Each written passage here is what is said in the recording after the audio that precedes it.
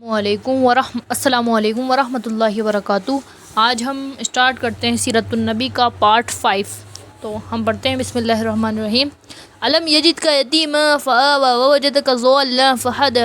سورہ ضحیٰ کی آیت ہے۔ اس میں اللہ نے نبی کریم صلی اللہ علیہ وسلم کے لیے کیا بولا کہ محمد صلی اللہ علیہ وسلم، کیا ایسا نہیں ہے کہ اس نے تم کو یتیم پایا تو ٹھکانہ عطا فرمایا، اور راہ حق سے بے خبر پایا تو سیدھا راستہ دکھا دیا۔ تو نبی کریم صلی اللہ علیہ وسلم کے بارے کے لیے کہا جا رہا ہے کہ اے نبی، کیا تم کو نہیں معلوم؟ آپ دیکھیں کہ جب اللہ کے نبی پیدا ہوئے تو ان کے والد نہیں تھے، اور جب وہ کچھ وقت بعد ان کی والدہ بھی وفات پا گئی، اور پھر جب وہ اپنے دادا کے پاس آئے تو دادا بھی وفات پا گئے کچھ وقت ان کے ساتھ رہنے کے بعد، اور کچھ وقت بعد اللہ نے ان کو کس کا ساتھ دیا؟ اپنے چچا ابو طالب کا۔ تو اب ہم آگے سٹارٹ کرتے ہیں۔ بے شک ایسا ہی ہے، ماں باپ کی آنکھیں بند ہوئی تو محمد اللہ کی رحمتوں سے محروم نہ ہو گئے۔ یہ اسی کا فضل و کرم تھا کہ آپ کو ایسے دادا ملے جو آپ پر ماں باپ کی طرح مہربان تھے، پھر ایسے چچا ملے جنہوں نے کبھی یتیم کا احساس نہ ہونے دیا۔ دادا عبدالمطلب کا انتقال ہوا تو ابو طالب نے آپ صلی اللہ علیہ وسلم کو اپنی پرورش میں لے لیا۔ یہ عبدالمطلب کے بیٹے تھے اور ایسی ماں سے تھے جس ماں سے آپ صلی اللہ علیہ وسلم کے والد عبداللہ تھے، اس طرح یہ آپ کے بالکل سگے چچا تھے۔ دادا نے اپنی موت سے پہلے ان کو آپ کا سرپرست بنا دیا، وصیت کر گئے محمد کا ہر طرح سے خیال رکھنا اور ان کی خیر خواہی میں کوئی کسر نہ رکھنا۔ عبدالمطلب کی کئی بیویاں تھیں، ان بیویوں سے 10 بیٹے تھے۔ ابو طالب نے نہ تو بھائیوں میں سے سب سے بڑے تھے، نہ سب سے زیادہ مالدار، البتہ سب سے زیادہ باہمت تھے، شرافت میں بھی سب سے بڑھ کر تھے، طبیعت کے بھی بہت نیک تھے۔ پھر آپ صلی اللہ علیہ وسلم کے والد عبداللہ اور وہ بالکل سگے تھے۔ باقی بھائی دوسری بیویوں سے تھے، اس لیے کوئی تعجب کی بات نہیں تھی اگر آپ نے یہ ذمہ داری ان پر ڈالی اور انہی یہ وصیت کر گئے۔ عبدالمطلب کی طرح ابو طالب بھی محمد کو بہت مانتے، ہمیشہ کلیجے سے لگا کر رکھتے، سوتے ساتھ لے کر سوتے، کہیں جاتے تو ساتھ لے کر جاتے۔ آپ کے آگے نہ ان کو اپنی جان کی فکر ہوتی نہ اپنے بچوں کی۔ ان کو آپ سے اس قدر کہ محبت کیوں تھی؟ آپ دن رات ان کی نگاہوں کے سامنے رہتے، وہ دیکھ رہے تھے آپ کے اندر سچائی اور ایمانداری، شرافت اور پاک بازی، ایک ایک بات میں بے مثال ذہانت اور فطنت، ایک ایک چیز سعادت مندی اور خوش بختی کا پتہ دیتی۔ چچا کی سرپرستی میں 4 سال گزر گئے، جسم پر پروان چڑھتا رہا، عقل کا دائرہ وسیع ہوتا رہا اور فطری صلاحیتیں ابھرتی رہیں۔ 12 سال کے ہوئے تو جسم میں کافی مضبوطی اور توانائی آ چکی تھی، عقل میں غیر معمولی گہرائی تھی، ذہانت بالا کی تھی، روح میں بے پناہ عظمت و بلندی تھی، وسعت وہمہ گیری تھی، احساس و شعور سے وہ بھرپور تھی۔ ابھی آپ کی عمر ہی کیا تھی، مسیح بھی نہیں بھیگی تھی، لیکن سر پر اقبال مندی کا ستارہ چمک رہا تھا، آپ میں غیر معمولی صلاحیتیں جھلک رہی تھیں اور عجیب و غریب کمالات ظاہر ہو رہے تھے۔ ابو طالب دیکھ کر سخت حیران تھے، حیرت سے انگشت بدندا تھے۔ اب ان کے نزدیک آپ کا شمار نور آموز بچوں میں نہ تھا، بلکہ سوجھ بوجھ رکھنے والے بڑے بزرگوں میں تھا۔ پوری بے تکلفی سے ہر طرح کے مسائل پر آپ سے تبادلہ خیال کرتے، جیسا کوئی شخص اپنے کسی برابر کے ساتھی سے کرے۔ اسی زمانے میں جبکہ آپ کی عمر تقریباً 12 سال تھی، ابو طالب نے شام کے تجارتی سفر پر جانے کا ارادہ کیا۔ سفر دور دراز کا تھا، راستہ دشوار، اس لیے آپ کو ساتھ لے جانے کا خیال نہ کیا، لیکن وہ چلنے لگے تو آپ لپٹ گئے۔ ابو طالب نے سوچا سفر دشوار تو ہے، مگر بھتیجا ہوشیار ہے، یہ سوچ کر بخوشی ساتھ لے جانے پر تیار ہو گئے۔ تجارتی قافلہ روانہ ہو گیا، قافلے میں آپ بھی تھے، راستے میں جو کچھ دیکھتے اس پر غور کرتے، جو کچھ سنتے اس پر سوچ بچار کرتے اور سب کچھ ذہن میں محفوظ کرتے۔ قافلہ مختلف علاقوں سے گزرا، بہت سے شہروں میں ٹھہرا، بالآخر شام کی سرزمین میں پہنچ گیا اور وہاں کے ایک مشہور شہر بصرہ میں پڑاؤ ڈال دیا۔ بصرہ میں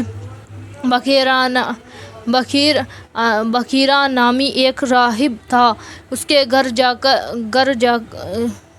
گھر کے پاس ہی ایک سایہ دار جگہ تھی۔ قریش تاجر جب بھی بصرہ پہنچتے وہیں پر ٹھہر کر کچھ دیر آرام کرتے، پھر آڑھتیوں اور بیپاریوں سے ملتے۔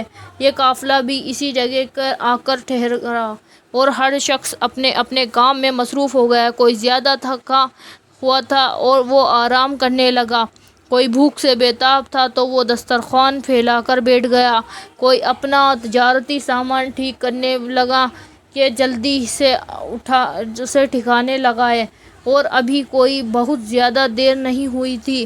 لوگ اسی طرح اپنے اپنے کاموں میں لگے ہوئے تھے کہ ایک قاصد آیا، بولا، آپ لوگ بخیرا کے یہاں تشریف لے چلیں، انہوں نے آپ سب لوگوں کو یاد کیا ہے، کھانا بھی آپ لوگوں کو وہیں کھانا ہے، سب کچھ انتظام ہو چکا ہے۔ لوگ حیرت سے ایک دوسرے کا منہ تاکنے لگے، نگاہیں گویا ایک دوسرے سے پوچھ رہی تھیں، وہ یہاں کئی بار آئے، ٹھہرے اور چلے گئے، لیکن بخیرا نے کبھی نہیں پوچھا آج وہ کیوں اتنا مہربان ہو۔ بہرحال کرتے کیا، انکار کرنے کی کوئی تو وجہ تھی بھی نہیں۔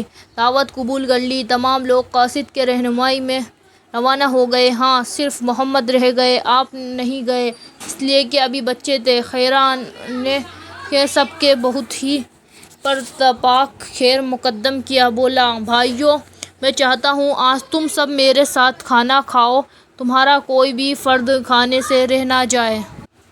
اہلِ قافلے ہم سب آ گئے ہیں۔ ہاں، ایک چھوٹا بچہ بھی ساتھ تھا، اس کو وہیں چھوڑ آئے۔ بخیرا نے نہیں، بچہ ہے تو کیا، اس کو بھی بلاؤ، وہ بھی یہیں کھانا کھائے گا۔ ان کی حیرانی اور بڑھ گئی کہ ایک تو خلاف معمول دعوت کی، پھر یہ بھی اصرار کیا کوئی رہ نہ جائے۔ بخیرا، کیا بات ہے، آج آپ نے ہماری دعوت کی ہے، اس سے پہلے تو کبھی کرتے نہ تھے۔ انہوں نے بڑے تعجب سے سوال کیا، آپ لوگ دور کے مسافر ہیں، ہمارے پڑوس میں آ کر ٹھہرے ہیں، ہم پر آپ کا حق ہے، ہمیں اس کا خیال کرنا ہی چاہیے۔ میں نے چاہا آپ لوگوں کی کچھ خاطر ہو جائے، اور کیا بات ہو سکتی ہے۔ بخیرا نے ٹالنے کی کوشش کی، بخدا کوئی بات ہے ضرور، محض اتنی بات تو ہو نہیں سکتی۔ اہلِ قافلے کی الجھنیں بدستور قائم رہیں۔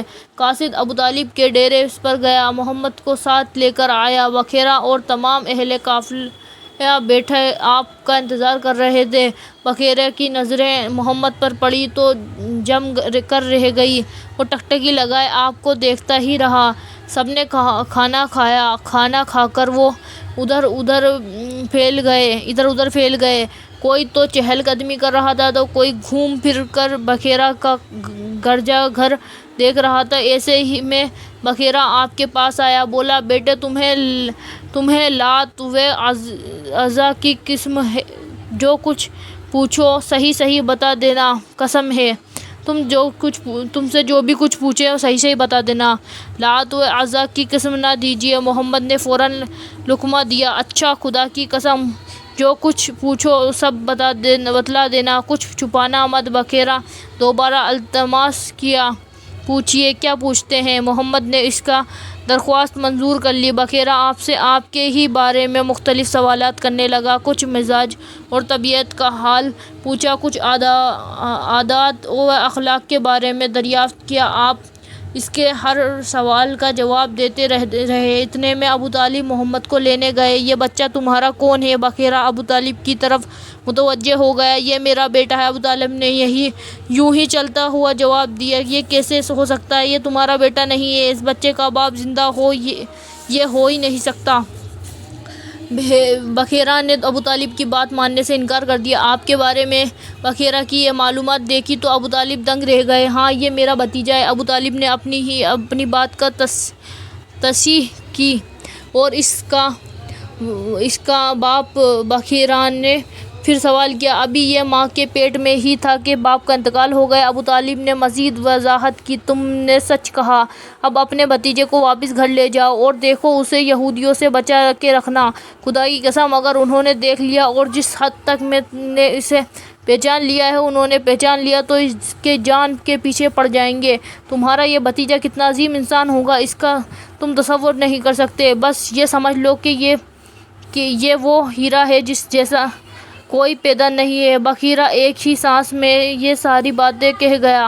بالکل ایسا لگ رہا تھا جیسے وہ بائبل کا کوئی صفحہ سنا رہا ہے یا محمد کی پیشانی پر لکھا ہوا کوئی نوشتہ تقدیر پڑھ رہا ہو۔